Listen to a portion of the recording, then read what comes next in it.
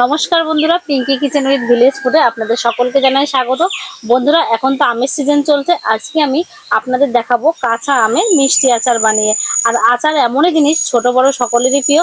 আর আচারের কথা শুনলে সবারই জিভে জল চলে আসে। আমি আজকে আচারটা কিভাবে বানাবো আপনারা দেখবেন প্রথম থেকে শেষ অবধি। আর আমার যে সকল বন্ধুরা এখনো নতুন আমার পেজে, তারা ইউটিউব থেকে দেখলে সাবস্ক্রাইব করে দেবেন, আর ফেসবুক থেকে দেখলে ফলো করে দেবেন, আর আমার পাশে থাকবে। তাহলে চলুন এখন আমি আচারটা কিভাবে বানাচ্ছি আপনারা দেখুন। আমি আমটা ভালোভাবে ধুয়ে নিয়ে এসেছি কলের থেকে, কারণ আমগুলো গাছের থেকে পাড়া হয়েছিল, তখন অনেক ধুলোবালি লেগে গেছিল, ওই জন্য আমি ভালোভাবে ধুয়ে নিয়ে এসেছি। এবার আমি এই আমটা শুকনো ন্যাকড়া দিয়ে ভালোভাবে মুছে নেব, একটা একটা করে, যাতে আমের গায়ে জল না থাকে। আজকে যে আমি আচারটা বানাবো, সেটা না কোনো রোদ্দুরেও দেওয়া লাগবে না, আবার ফ্রিজে না রেখেও সারা বছর ধরে এই মিষ্টি আমের আচারটা খাওয়া যাবে। আর যে আচারটা বানানোর সময় আজকে আমি বেশি মশলা ব্যবহার করব না, সামান্য মশলা দিয়ে আজকে এই আচারটা আমি বানাবো।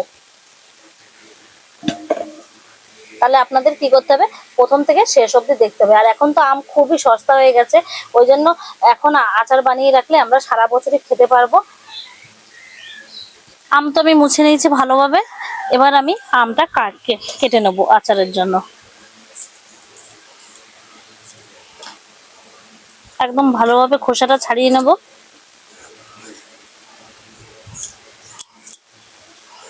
আম তো আমি ভালোভাবে ছুলে নিয়েছি, এবার আমি আমটা কেটে নেব।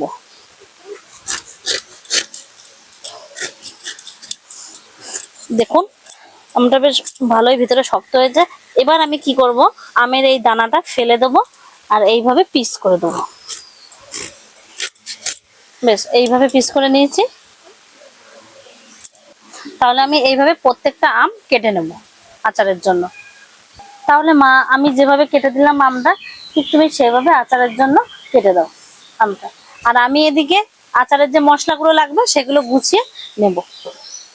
আমের আচার বানানোর জন্য আমি যে যে মশলাগুলো নিয়েছি সেগুলো দেখুন: ধনে, জিরে, মৌরি। এবার এগুলো আমি কড়াইতে দিয়ে ভেজে নেব।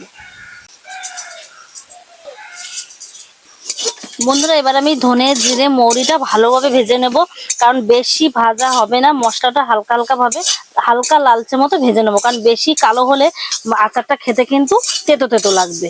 তাহলে এখন আমি মশলাটা ভালোভাবে ভেজে নেব। মশলা ভাজা হয়ে গেছে, এবার আমি মশলাগুলো নামিয়ে নেব। মশলা তো ভেজে নিয়েছি, এবার আমি কড়াইতে দিয়ে দেবো গুড়।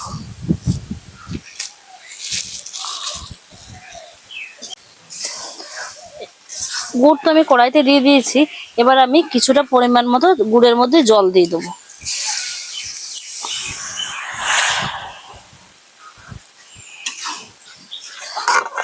দেখুন বন্ধুরা, গুড়টা কত সুন্দর জাল উঠে গেছে, আর পুরো সম্পূর্ণ গুড়টা গলে গেছে। বন্ধুরা, গুড় তো আমার ভালোভাবে জ্বালিয়ে নেওয়া হয়ে গেছে, এবার আমি নামিয়ে দেবো।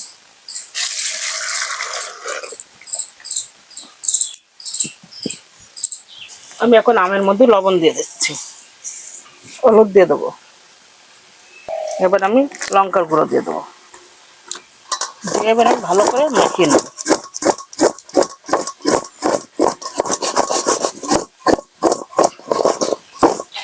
দেখুন, লবণ, হলুদ, লঙ্কার গুঁড়ো দিয়ে আমগুলো ভালোভাবে মেখে দিয়েছে মা। আর আচার বানানোর সময় সব সময় সর্ষের তেল ব্যবহার করতে হবে, কারণ সর্ষের তেল ব্যবহার করলে আচারটা খেতেও সুস্বাদু হবে, বেশ স্বাদও হবে। তাহলে এবার আমি কড়াইতে তেল দিয়ে দিয়েছি। এবার আচারের জন্য ফোড়নে আমি দিয়ে দেবো শুকনো লঙ্কা আর 5 ফোড়ন।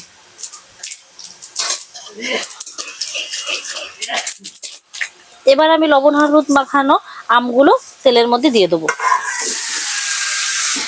দিয়ে আমগুলো একটু ভালোভাবে ভেজে নেব।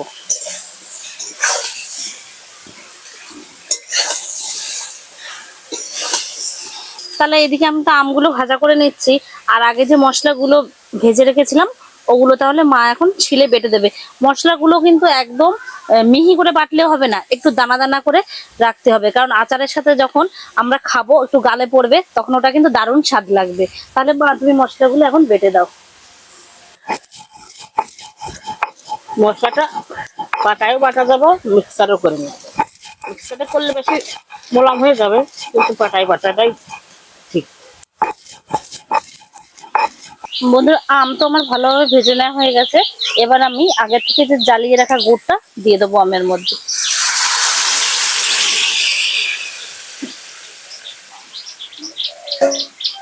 দিয়ে আমি ভালোভাবে একটু আমের সাথে মিশিয়ে দেবো। দেখো বন্ধুরা, মশলাটা এরকম করতে হবে, এরকম একটু আস্তে আস্তে রাখতে হবে, একদম মিহি মিহি করা যাবে না। দেখো কত সুন্দর করে গেছে। এবার আমি খুন্তির সাহায্যে আমটা ভালোভাবে নেড়ে নেব।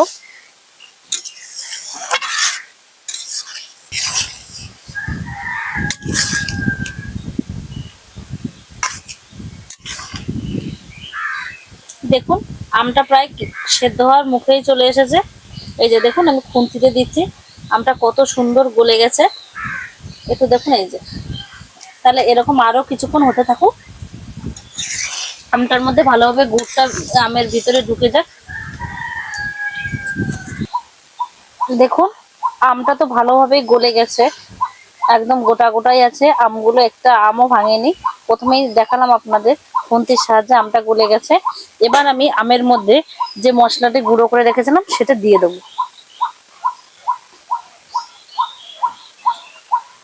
দিয়ে ভালোভাবে খুন্তি দিয়ে নেড়ে দেবো, যাতে প্রত্যেকটা আমের ভিতরে মশলাগুলো চলে যায়।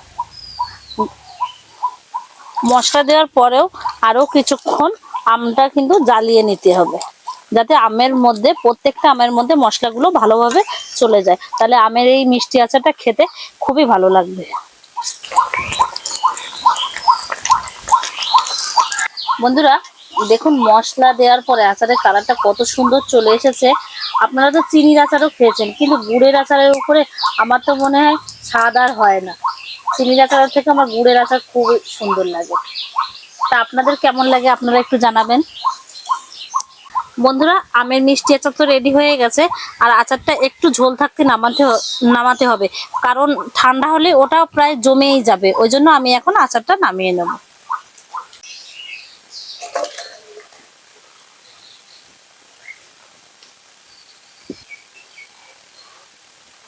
আচার তো আমি নামিয়ে নিয়েছি, নামিয়ে গামলায় ঢেলে নিয়েছি। এবার আমি আচারের মধ্যে এক ঢাকনি মেপে ভিনেগার দিয়ে দেবো।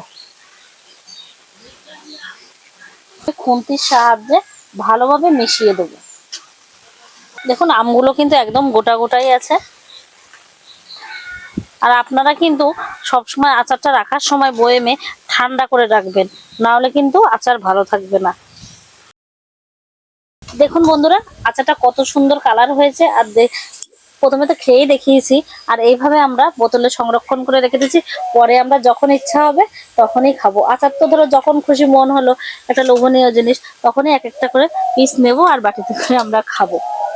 তাহলে বন্ধুরা আচার তো বানালাম, রেডিও হয়ে গেছে। এবার তাহলে আমি মাকে তুলে দেবো, মা টেস্ট করে বলবে কেমন হয়েছে। আচারটা এত সুন্দর হয়েছে না, খেতে হেভি সুন্দর স্বাদ হয়েছে। তোমরা সবাই বাড়িতে এরকম বানিয়ে খাবো, অন্য কিছু খাওয়া লাগবে না, মনে হবে শুধু আচারই খাই।